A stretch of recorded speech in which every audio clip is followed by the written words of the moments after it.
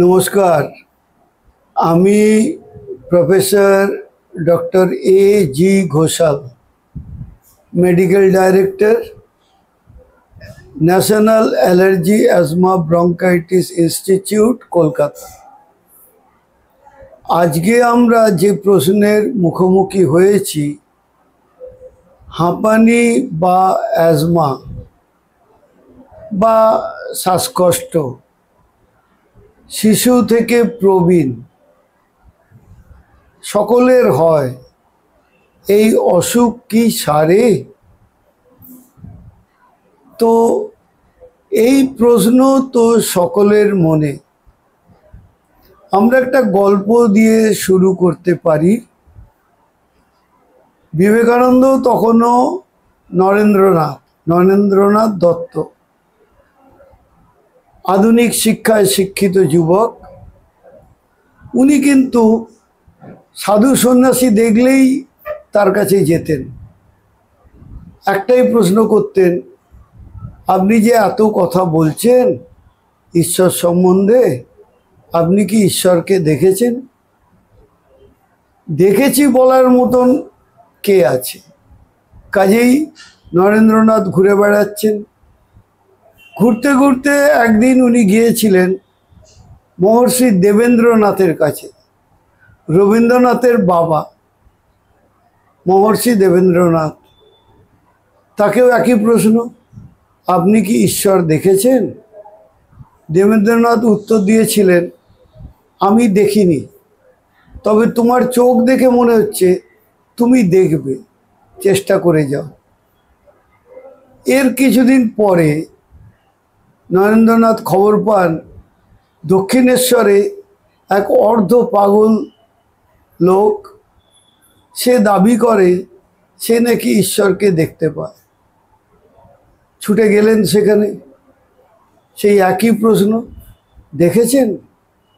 এই প্রথম উত্তর এলো, দেখেছি, তোকেও দেখাতে পারি। এটি একটি গল্প, বলতে পারেন মিথ, কিন্তু সত্যিটা হচ্ছে এই হাঁপানি বা শ্বাসকষ্টের রোগীরা এই একটি প্রশ্ন নিয়ে ডাক্তারের থেকে ডাক্তার, এক প্রতিষ্ঠান থেকে আরেক প্রতিষ্ঠান, এক প্রদেশ থেকে আরেক প্রদেশ ঘুরে বেড়াচ্ছে। হাঁপানি কি সারে? চলুন তার উত্তরটা শোনা যাক। প্রথম কথা, ধরুন সারে না, উল্টো দিক থেকে শুরু করছি, তাহলে কি চিকিৎসা করতে হবে না? শ্বাসকষ্ট যেমন, ব্লাড প্রেশারও তো তেমন। আমাদের যাদের ব্লাড প্রেশার বেশি, সারে? উত্তর হচ্ছে সারে কিনা জানি না, কন্ট্রোল তো রাখতেই হবে। তাহলে কি করতে হবে? জীবনযাত্রা মানতে হবে, নিয়মিত ওষুধ চলবে। ডায়াবেটিস কি সারে? জানি না, কিন্তু চিকিৎসা চালিয়ে যেতে হয়, কন্ট্রোলে রাখতে হবে। ঠিক সেরকমই যদি আমরা ধরি অ্যাজমা কি সারে, এই প্রশ্নের উত্তর পরে দেবো, আগে বলি চিকিৎসা করাটা তো জরুরি। নইলে প্রত্যেক দিন প্রত্যেক ঘন্টায় রোগী একটু একটু করে খারাপ হতে থাকে। এবারে পরিষ্কার প্রশ্নের উত্তরে আসা যাক। হাঁপানি কি সারে? উত্তর হচ্ছে সারে বলতে আপনি কি বোঝেন? কেউ নিজের কাছে তাকিয়ে সত্যি কথা বোঝে না বা বলে না। তাহলে হাঁপানি সারের মানে যদি এই হয়, এই যে কষ্ট, কাশি, বুকে সাঁই সাঁই, রাত জাগা, স্কুল যেতে না পারা, কাজে যেতে না পারা, বৃদ্ধ বয়সে অসীম কষ্টে রাত কাটানো, এই সব যদি জিজ্ঞেস করেন সারে কিনা, উত্তর হচ্ছে 100 ভাগ সারে। কাশি সারে, শ্বাসকষ্ট সারে, অফিসে অনুপস্থিতি এড়ানো যায় 100 ভাগ। কিন্তু মুশকিল, আপনি সারে বলতে ঠিক কি এটাই জানতে চাইছিলেন? নাকি আপনি জানতে চাইছেন যে ওষুধটা যদি ইনহেলার হয়, ইনহেলার কবে বন্ধ হবে? তাহলে সেই প্রশ্নই করুন, পরিষ্কার বলুন ইনহেলার কবে বন্ধ হবে। কিন্তু ওটা তো আমাদের লক্ষ্য না। আমাদের টার্গেট হচ্ছে 100 ভাগ ভালো থাকবো আগামী 100 বছর। যদি সম্ভবত কোনো চিকিৎসা না করে ভালো থাকা, সেটাই হতো সবচেয়ে শ্রেষ্ঠ। সেটা যদি সম্ভব না হয় আর সম্ভব নয়, এরপরে কি? 100 ভাগ ভালো থাকাটাকে যদি আমার লক্ষ্য রাখতে হয়, তাহলে জীবনযাত্রা মেনে চলতে হবে, জীবনযাত্রা বুঝে নিতে হবে। তারপরে অসুখটা তো শ্বাসনালীতে নাকি, শরীরের ভেতরে ফুসফুসের ভেতরে অজস্র যে শ্বাসনালী ছড়িয়ে আছে, সেখানে প্রদাহ চলছে। প্রদাহকে ইংরেজিতে ইনফ্ল্যামেশন বললে সবাই বেশ বোঝে, বাংলাতে প্রদাহ। সেই প্রদাহ নেভাবার জন্যে ওষুধটা তো ওখানে পৌঁছাতে হবে। আর মানব সভ্যতার ইতিহাসে প্রদাহর শ্রেষ্ঠ ওষুধ তো একটাই, কর্টিকোস্টেরয়েড। সঙ্গে সঙ্গে হাঁ হাঁ করে উঠবে চারিদিক থেকে, আরে স্টেরয়েড সে তো অতি কঠিন জিনিস, অনেক পার্শ্ব প্রতিক্রিয়া আছে তো। নিয়মিত যদি কোনো 16 বছরের মেয়ে কর্টিকোস্টেরয়েড ট্যাবলেট খায়, তার সুগার বাড়বে, প্রেশার বাড়বে, দাড়ি গোঁফ গজাতে পারে, এসব সত্যি। কিন্তু এটাও ঠিক, প্রদাহ নেভাবার জন্যে কর্টিকোস্টেরয়েড ছাড়া গতি নেই। ঠিক যেমন আগুনের রোজ কোথাও না কোথাও পুড়ছে, পুড়ে জ্বলে যাচ্ছে বড় বড় জঙ্গল, বাড়ি, স্কাই স্ক্র্যাপার, তা সত্ত্বেও আমাদের বাড়িতে রোজ আগুনের ব্যবহার তো আমরা বন্ধ করব না। আমরা একটা কন্ট্রোলড উপায়ে আগুনটাকে আয়ত্তে আনব। ঠিক সেরকম আমরা জানি অসুখটা শ্বাসনালীতে, ইনহেলার একটা বাহন মাত্র। সেই কর্টিকোস্টেরয়েড, যা কিনা সভ্যতার ইতিহাসে শ্রেষ্ঠ প্রদাহের ওষুধ, তাকে অতি অল্প মাত্রায় শ্বাসনালীর ভেতরে পৌঁছে দেবো। শ্বাসনালীগুলোর প্রদাহ উপশম হবে, 100 ভাগ শরীর স্বাস্থ্য এবং আমাদের ফুসফুসের ক্ষমতা ফিরে পাবে। কাজেই যদি প্রশ্ন করেন ইনহেলার কতদিন চলবে, পরিষ্কার উত্তর, বিজ্ঞানসম্মত সত্য এই যে জানি না, কিন্তু চলবে এটা জানি। ইনহেলার চলবে। সবচেয়ে আগে কি?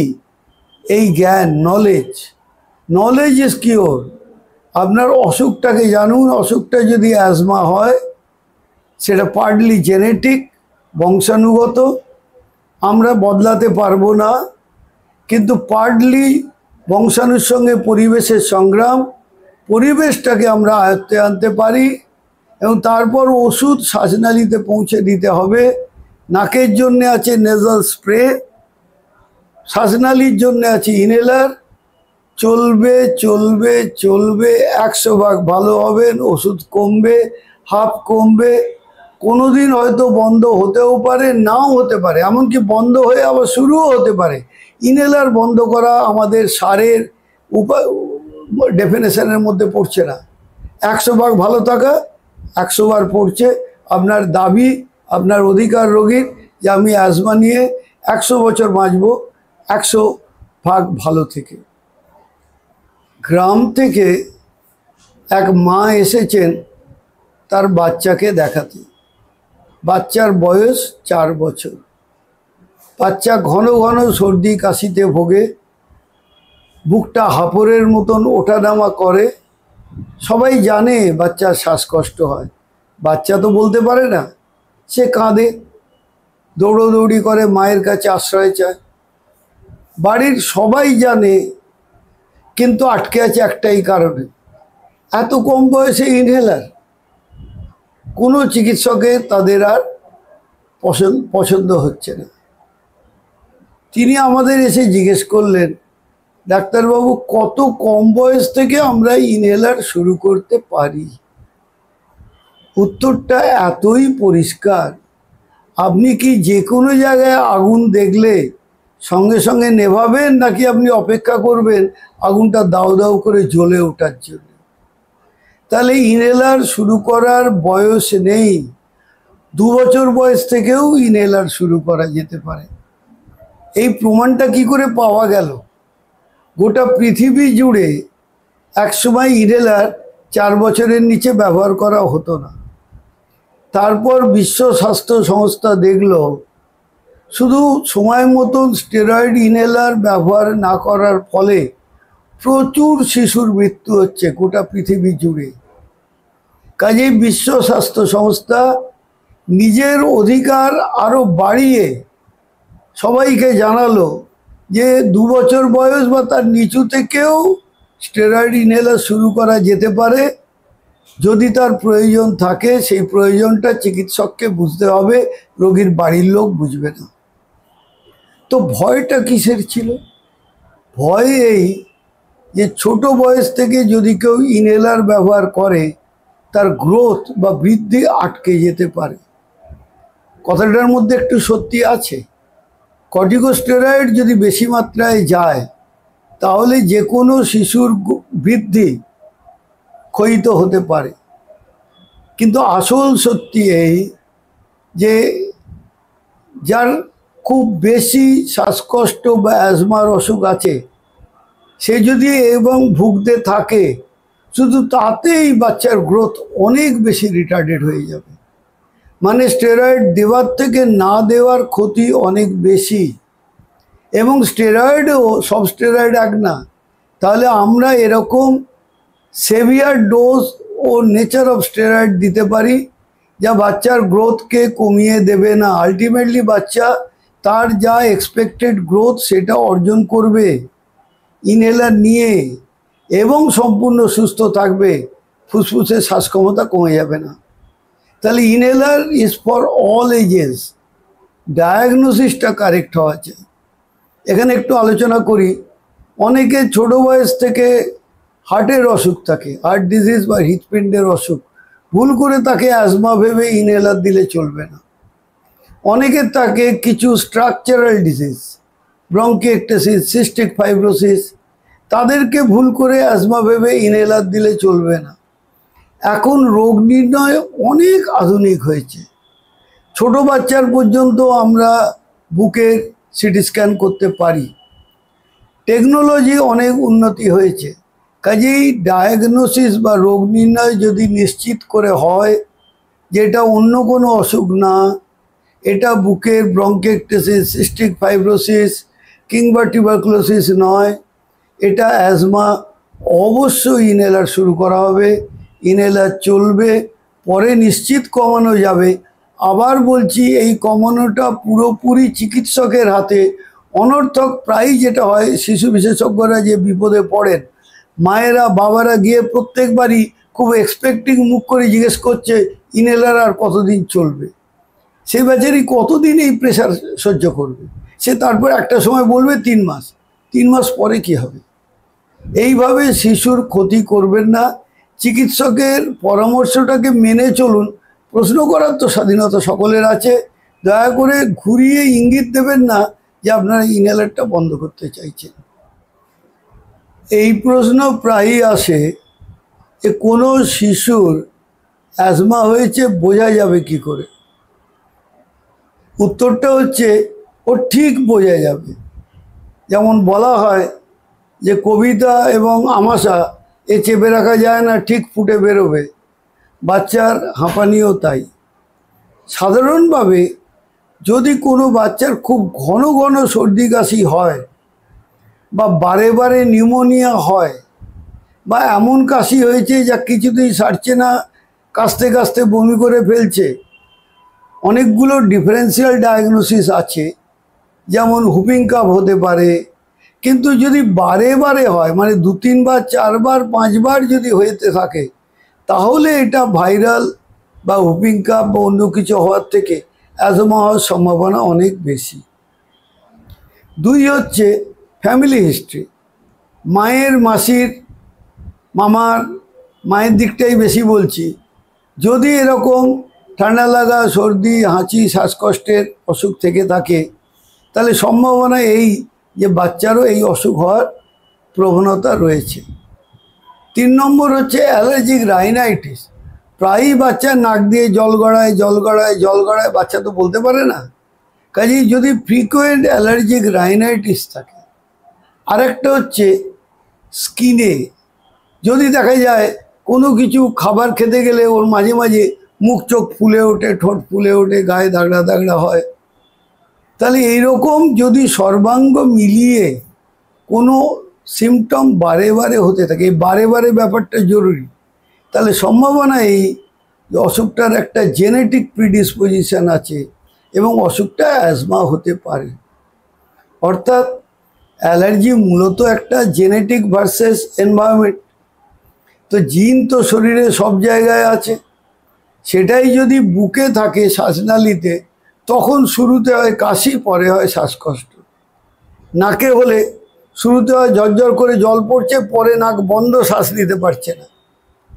সেটাই যদি স্কিনে হয় তাহলে দাগড়া দাগড়া ফুলে উঠছে, যাকে বলে আমবাত, এবং তার অনেক ভ্যারাইটি আছে।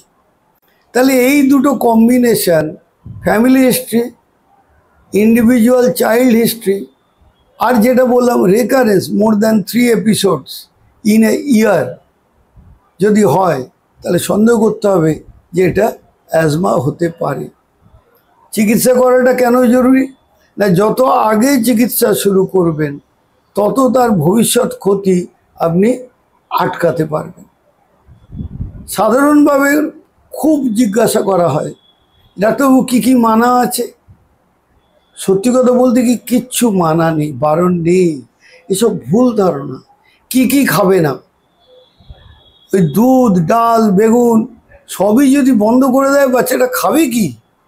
কাজে দুধ, ডাল, ডিম, বেগুন এরকম আগে থাকতে বন্ধ করবেন না। আমরা সাধারণত নেটিভ প্রোটিন বলে চিংড়ি আর কাঁকড়াকে একটু সতর্ক থাকতে বলি, কিন্তু সাধারণ যা সব খাবার বাচ্চারা খায়, আমি আবার বলছি, দুধ, ডাল, ডিম, বেগুন সব খাবে। কোনো খাবার খেয়ে যদি আপনি বোঝেন যে বাচ্চা দাগড়া দাগড়া ফুলে উঠছে, গায়ে হচ্ছে, জানবেন এই খাবারটাকে আমাকে সম্ভবত বাদ দিতে হবে। আপনারা সেরকম হলে একটা ক্যালেন্ডার রাখতে পারেন, ডায়েট ক্যালেন্ডার। কয়েক মাস রাখুন, সারাদিনের শেষে আজকে এই খেয়েছে, কোনো অসুবিধা হয়নি, বা আজকে অসুবিধা হয়েছে, এখানে এই খেয়েছে। অবশ্যই টেস্ট আছে, একটা আছে স্কিন প্রিক টেস্ট, ফুটিয়ে ফুটিয়ে টেস্ট করে। ছোটো বাচ্চার করাটা একটু অন্যায়, কিন্তু এটাও ঠিক, ওটাই শ্রেষ্ঠ। অথবা আপনি ব্লাডে করতে পারেন কমপ্লিট অ্যালার্জি প্যানেল। কিন্তু আপনাদের আমি বলে দিই, এই ল্যাব রিপোর্টের উপর ভরসা করে আমরা চিকিৎসা করি না। সবটাই রোগী আমি বাচ্চার মায়ের কাছ থেকে হিস্ট্রি নিয়ে বুঝে যাব যে কোনো খাবার বারণ দিতে হবে বা হবে না। হাঁপানি কোনো বিশেষ ঋতুতে বাড়ে কি না এ নিয়ে অনেক মতান্তর আছে, তবে সাধারণভাবে বর্ষাকাল রেনি সিজনে যেহেতু আবহাওয়া আর্দ্র এবং স্যাঁতসেঁতে থাকে, হিউমিডিটি খুব হাই থাকে, এই সময়ে হাঁপানির প্রকোপ বাড়তে পারে। এছাড়া যখন ঋতু পরিবর্তন হয়, বিশেষ করে শরৎ এবং বসন্তকালে, যখন আকাশে বাতাসে প্রচুর পরাগরেণু বা পোলেন ভেসে বেড়ায়, শীতকালে এয়ার পলিউশনের জন্যে বাতাসে ঘনত্ব বাড়ে, এই সবগুলোই নাক এবং মুখ দিয়ে আমাদের ফুসফুসের ভেতরে ঢোকে, এই সময়েও হাঁপানি বাড়ে, এটা সাধারণভাবে লক্ষ্য করা গেছে। কিন্তু এই সবগুলোই প্রিভেন্টেবল, কাজেই বিশেষ ঋতুতে বাড়ে এটা জরুরি কথা না। আমি আমার জীবনযাত্রাটা সব ঋতুতে একই রকম রাখতে পারছি কিনা, এটাই হচ্ছে জরুরি কথা। আর একটা প্রশ্ন 5-10 বছর আগে খুব চলতো যে হাঁপানি কি বাড়ছে? খুব মজার উত্তর আছে, কিন্তু আমরা যে স্টাডি করেছিলাম, গোটা পৃথিবী জুড়ে স্টাডি, তার মধ্যে আমাদের এই national allergy asthma bronchitis institute ছিল, গ্লোবাল অ্যাজমা নেটওয়ার্ক জ্ঞান স্টাডি। তাতে দেখা গেছে ভারতবর্ষে অ্যাজমা একটা প্লেটুতে পৌঁছেছে, মানে একটা জায়গায়, এবং বোধহয় কমতে শুরু করেছে। কেন না, প্রবাবলি আমাদের সচেতনতা বেড়েছে, ইনহেলার আমরা অনেক বেশি এখন ব্যবহার করছি, আগের মতো ভয় পাচ্ছি না, এবং বোধহয় এয়ার পলিউশন নিয়েও আমরা একটু সতর্ক হচ্ছি। অতএব সবটাই ভয়ের কারণ না, খানিকটা আশার ইঙ্গিত আছে। গ্লোবাল অ্যাজমা নেটওয়ার্ক জানাচ্ছে ভারতবর্ষের কয়েকটি অঞ্চলে, সব জায়গায় নয়, অ্যাজমার প্রাদুর্ভাব সম্ভবত আগের থেকে কমতে শুরু করছে। কিন্তু এই স্টাডিটা করা হয়েছিল 6 থেকে 7 বছর এবং 12 থেকে 13 বছর এই এজ গ্রুপে। কাজে এটা বাকি সব এজ গ্রুপের পক্ষে প্রযোজ্য কিনা সেটা এখনই বলা যাচ্ছে না। এবারে আরেকটা কথা খুব চলে, অ্যাজমার কোনো ভ্যাকসিন আছে কিনা। ভ্যাকসিন ব্যাপারটা কি না, কোনো একটা যে কোনো জিনিসেরই খুব মৃদু ডোজ দিয়ে শরীরে তার বিরুদ্ধে প্রতিরোধ তৈরি করা। তো আমরা যেটা করি, ভ্যাকসিন বলতে আমরা বুঝি কিন্তু মূলত যেমন ধরুন ইনফ্লুয়েঞ্জা ভ্যাকসিন, নিউমোনিয়া ভ্যাকসিন। তো যে কোনো অ্যাজমা রোগীকেই এই নিউমোনিয়া ইনফ্লুয়েঞ্জা ভ্যাকসিন দিতে হবে এরকম কথা নয়। যে অ্যাজমা রোগী খুব ভোগে তাদের জন্য এই দুটি ভ্যাকসিন ব্যবহার করা যেতে পারে। ইনফ্লুয়েঞ্জা বছরে একবার করে দিতে হয়, নিউমোনিয়া সাধারণত দুটো ভ্যাকসিন লাগে, একটা তার বছরখানেক পরে আরেকটা। সম্প্রতি একটা কম্বাইন্ড ভ্যাকসিন এসে যাবে, একটা ভ্যাকসিন দিলেই চলবে। এই ভ্যাকসিনগুলোর কথা আমরা বলছি কিন্তু 18 বছরের ওপরে প্রযোজ্য। 18 বছরের নিচে যে ইউনিভার্সাল ইমিউনাইজেশন প্রোগ্রাম আছে সেটা সকলকে মেনে চলতে বলা হচ্ছে। এছাড়া অ্যাজমার একটা ডিসেন্সিটাইজেশন ব্যাপার আছে। তার মানে যে ওটায় আপনার সেন্সিটাইজড আছে, ধরুন একটা পোলেন বা আমরা যেটা ধরি কমনলি ডার্মাটোফাইটস।